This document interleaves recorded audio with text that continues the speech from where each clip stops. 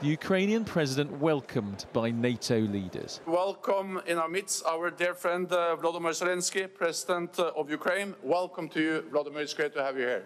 He has a place at the table, but not quite. There's still no timetable for Ukraine to join the alliance. Just the promise of an invitation when conditions are right. Yesterday, President Zelensky called the lack of timetable absurd. Today, he was making an effort to sound more diplomatic. The security guarantees we are being given are a pathway to NATO, but not instead of NATO. Today, those guarantees should be confirmed by G7 countries here.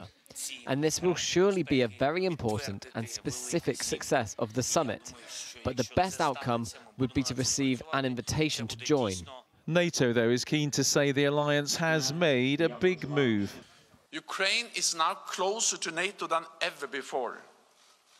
Allies reaffirmed that Ukraine will become a member of the alliance and agreed to remove the requirement for a membership action plan.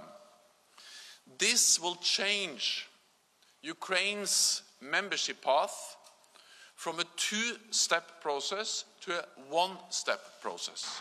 And to reinforce that, the G7 countries have now given Ukraine the promised security guarantees, and Britain's an active part of that. But after the British Defence Secretary said Ukraine should be a bit more grateful, the Prime Minister had to respond.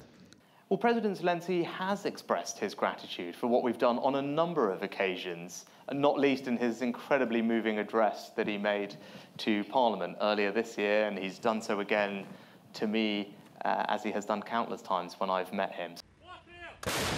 In the middle of a war, there was never a prospect of Ukraine joining NATO immediately, but still there's been disappointment back home, where some are pointing out that NATO has much to gain as well.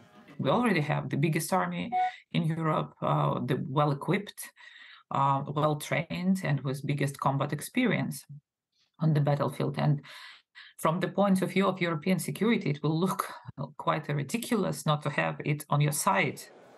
But while there may have been some differences, the Ukrainian president should be reassured about the backing of the world's most powerful alliance. Andy Bell, 5 News.